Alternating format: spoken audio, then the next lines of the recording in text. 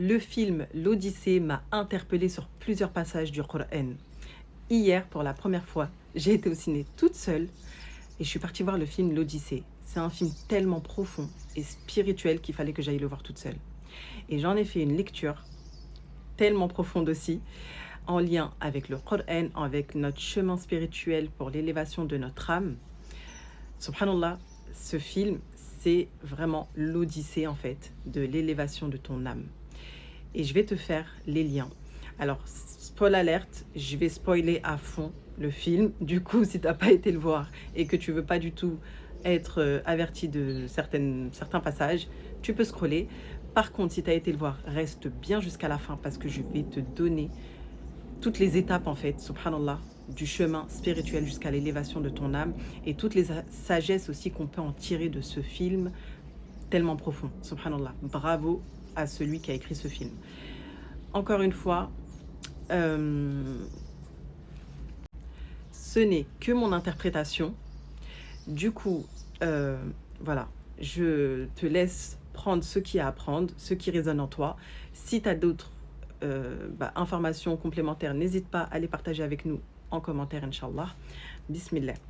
Déjà, les liens avec le Coran premier qui m'ont interpellée, c'est un moment où en fait, c'est les hommes de Ulysse. Déjà, l'acteur principal, on va parler des acteurs, parce que en fait, les acteurs, subhanallah, c'est des stades de ta nefs, de ton âme.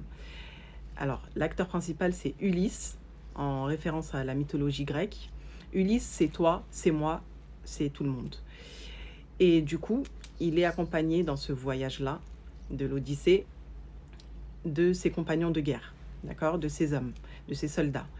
Et ces soldats-là, à un moment donné, vont s'arrêter sur une terre pour s'approvisionner de nourriture, peu importe. Du coup, ils vont rencontrer une sorcière qui va les changer en cochons. Si tu as lu le Coran, normalement, ça doit te faire tic. Les hommes qu'on change en cochons, on en parle dans le Coran, on les change parce que, voilà, ils ont été...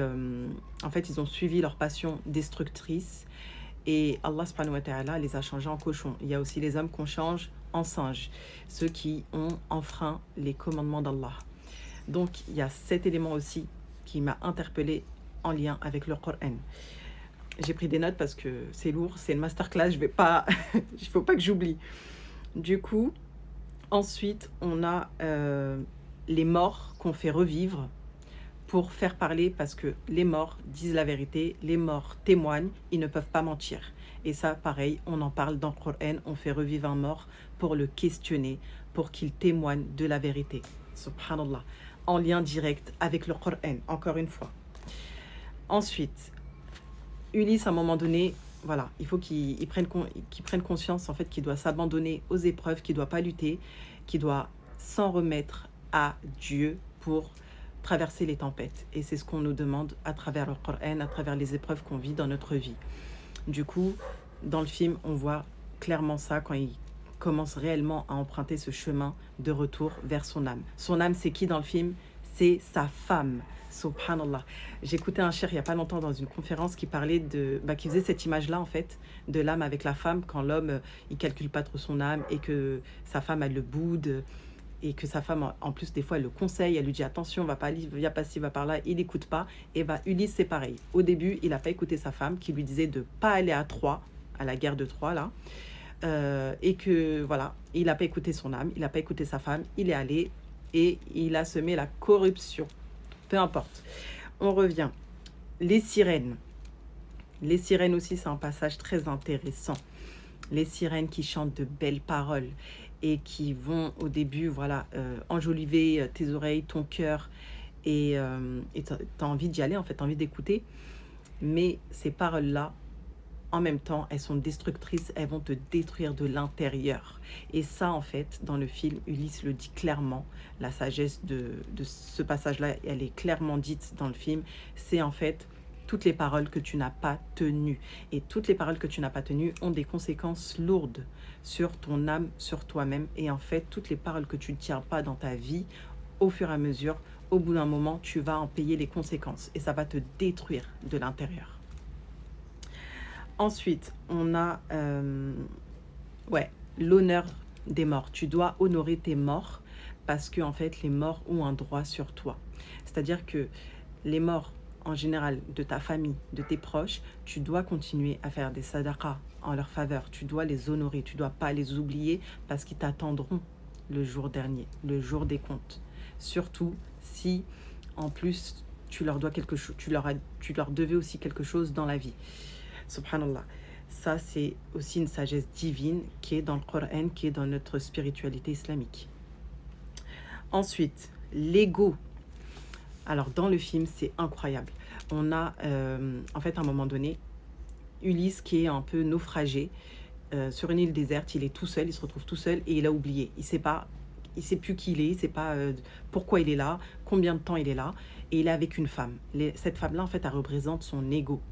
Elle représente sa zone de confort. Elle représente voilà, clairement son ego.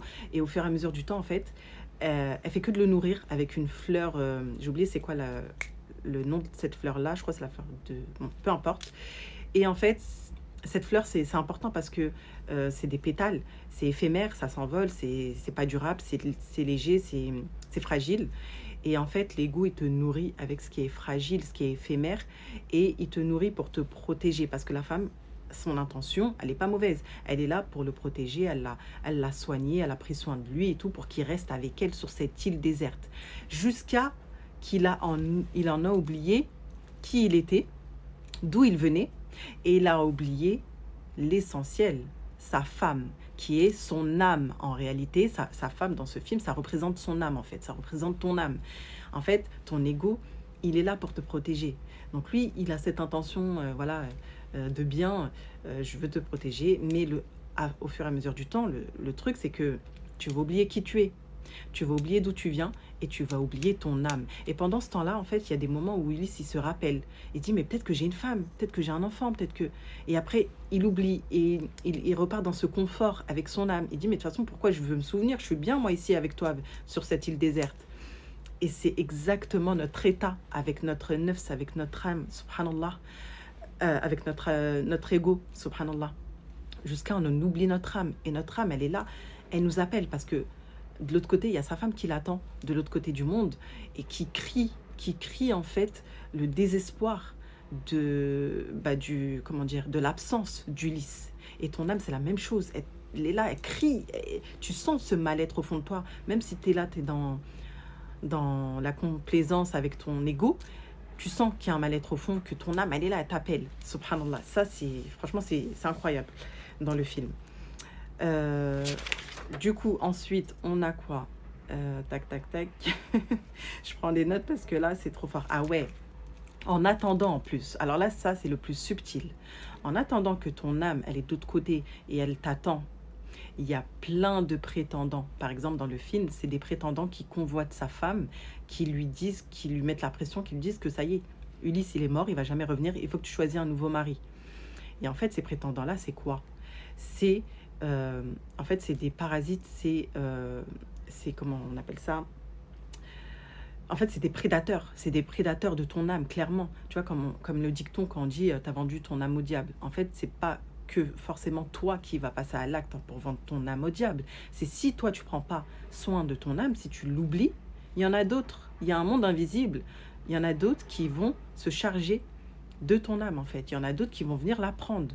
Ils attendent que ça, en fait, que tu l'oublies et que eux ils prennent ton âme. Donc ça, c'est subtil et c'est très important d'en prendre conscience, subhanallah.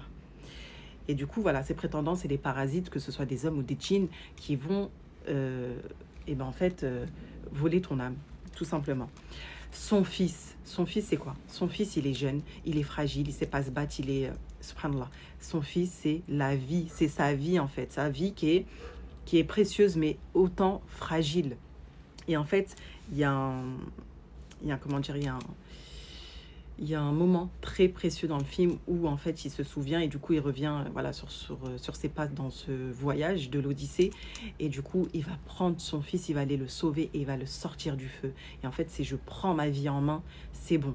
J'arrête les conneries, je prends ma vie en main. Et subhanallah, ça c'est incroyable. Et tac tac tac. Et du coup la sagesse profonde du film, la dernière sagesse.